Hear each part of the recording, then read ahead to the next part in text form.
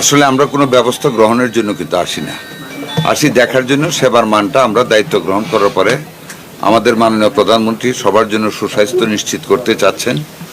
কোনো মানুষকে আমরা বিনা চিকিৎসায় মৃত্যুর কোলে ডলে পড়া দেখতে চাই না। ওইটাকে উদ্দেশ্য নিয়ে আমরা এখানে আসছি, সব জায়গায় যাচ্ছি। এখানে আসলাম।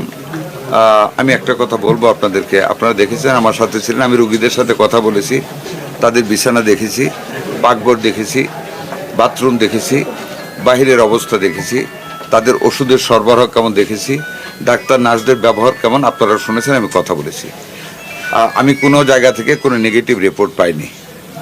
রুগীরা বলেছে আমরা দায়িত্ব নেওয়ার পরে তারা ভালো সেবা পাচ্ছে, ওষুধ পাচ্ছে, ডাক্তার নার্সদের ব্যবহার ভালো, খাবার দাবার ভালো। তবে 250 শয্যার হাসপাতাল 100 শয্যার খাবার পায়, কাজেই 250 লোককে তারা দিতে পারবে না। এটা আমরা কেন্দ্রীয়ভাবে করতেছি যাতে বাড়ানো যায়। আর খাবারের মান উন্নতি আরও করার জন্য আমরা 175 টাকা থেকে এটাকে 250 টাকায় উন্নীত করতে যাচ্ছি। ইনশাল্লাহ আমরা কিছুদিনের ভিতরে এটা করে ফেলবো। সিটের সংখ্যা বৃদ্ধি করা হবে, কোড নাম্বারটা চেঞ্জ করা হবে।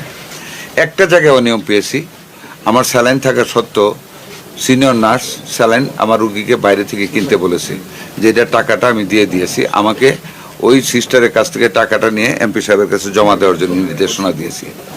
ওনার উত্তর ছিল যে এই স্যালাইনগুলি শুধু কলেরার জন্য।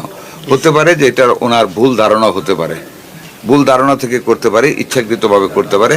আমি সুপার সাহেবকে বলেছি উনি আসলে ওনার সাথে এটা কথা বলে সুরাহা করার জন্য এবং ওনাকে হুঁশিয়ার করার জন্য।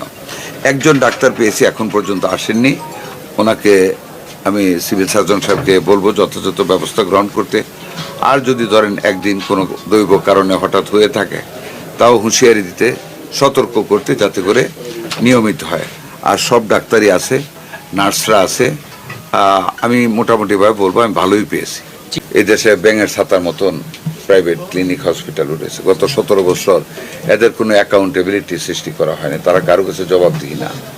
আমি যতখানি যাচ্ছি 2-1টা করে দেখতেছি, বন্ধ করতেছি, লাইসেন্স না পেলে বন্ধ করতেছি। আমাদের ডিসি সাহেবরা সিভিল সার্জনদের নিয়ে মোবাইল কোর্ট করতেছে, জরিমানা করতেছে, চেষ্টা করতেছি।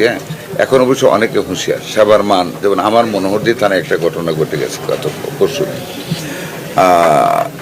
যাক, এটা আমরা কন্ট্রোল করার চেষ্টা করতেছি। এটুকু জানবেন, আমরা তো মাত্র 6টা মাস হলো, আরেকটু সময় দেন। কারণ 18টা বছর তো এই দেশে কোনো অ্যাকাউন্টেবিলিটি ছিল না। আপনারাও কথা বলতে পারতেন। আজকে যেভাবে আমাকে প্রশ্ন করতে পারেন, আগে কিন্তু পারতেন না। আগে পারতেন না। আগের এমপি সাহেবরা এসে বসে দেখতো না, মন্ত্রী সাহেবরা আসতেন না। আমাদের একটা এমন একটা সিচুয়েশন গেছে যেখানে কেউ কারো কাছে জবাবদিহিতা ছিল না। আমরা শুরু করেছি। আমাদের মাননীয় প্রধানমন্ত্রী অত্যন্ত সিরিয়াস, দোয়া করবেন। আমরা আশা করি আমরা এই স্বাস্থ্য খাতকে অনেক উন্নত করব। একটা মেডিকেল কলেজ হাসপাতাল আমরা 50 শয্যা করে ডায়ালাইসিস প্রতিস্থাপন করতে যাচ্ছি, যাতে করে টার্সিয়ারি লেভেলে এখান থেকে ঢাকায় রুগীদের না যেতে হয়। এখানেও এই হাসপাতালে 50টা ডায়ালাইসিস মেশিন আসবে অতি সত্বর। আমরা টেন্ডার প্রসেস শুরু হয়ে গেছে। আর জেলা হাসপাতালের জন্য 10টা, তার মানে মোট ডিস্ট্রিক্ট লেভেলে 60টা ডায়ালাইসিস মেশিন পাচ্ছে। 60টা ডায়ালাইসিস মেশিন ডেলি যদি 3 রাউন্ড করে 180টা রুগীকে ডায়ালাইসিস করতে পারবে আল্লাহর রহমতে।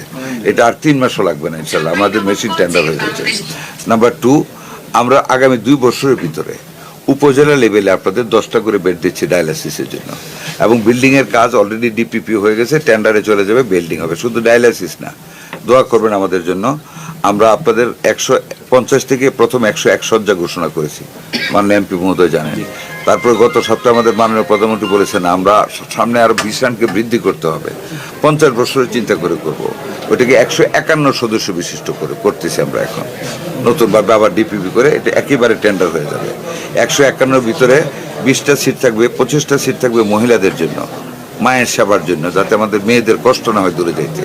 20টা সিট থাকবে আমাদের বেবিদের জন্য, শিশুদের জন্য আলাদা থাকবে। আমাদের ফিজিওথেরাপির জন্য একটা মহিলা ওয়ার্ড থাকবে, একটা পুরুষ ওয়ার্ড থাকবে। 2জন ডাক্তার থাকবে। মহিলারা ফিজিওথেরাপি দিবে, পুরুষরা ফিজিওথেরাপি দিবে। অত্যাধুনিক প্যাথোলজি ল্যাব তৈরি করা হবে, অত্যাধুনিক প্যাথোলজি দেওয়া হবে। আল্ট্রাসাউন্ড মেশিন থেকে সকল মেশিন দিয়ে এগুলিকে করা হবে। 9তলা বিল্ডিং হবে, যেটা খালি জায়গায় হবে। আর যেটা আগে আছে যদি ফাউন্ডেশন থেকে বাল্টি গেলে উপরে উঠবে। এইভাবে আমরা স্বাস্থ্য সেবাটাকে উপজেলা লেভেলে নিয়ে যাচ্ছি, আরও নিচে নিয়ে যাচ্ছি ইউনিয়ন লেভেলে। ইউনিয়নে একটা করে হেলথ কমপ্লেক্স হবে নতুন, প্রত্যেকটা ইউনিয়নের অধীনে এখন 9টা ওয়ার্ড আছে, পুরানা 3টা ওয়ার্ড। প্রতি 3টা ওয়ার্ডে একটা করে হেলথ ওয়েলবিং সেন্টার নামে একতলা করে সুন্দর ডিজাইন আমরা সব ফাইনাল করেছি।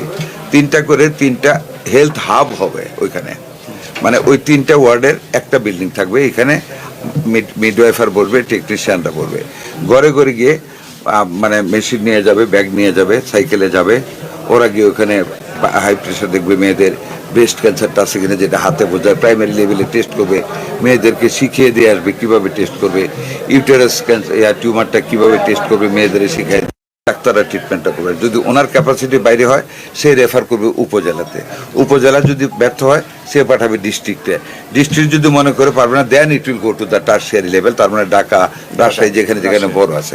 আমরা এই 5টা স্তরে চিকিৎসাকে আমরা ভাগ করতে চাচ্ছি। তারপর আমরা ই হেলথ কার্ড সিস্টেমটা, এটা টাইম লাগবে, 5 to 10 years টাইম লাগবে এটা সকল 20 কোটি মানুষকে এর আওতায় আনতে। আমরা চেষ্টা করতেছি, we are taking different steps to improve the total health sector. আমাদের ডাক্তার সাহেবরা আগের চাইতে কিন্তু অনেক সিরিয়াস।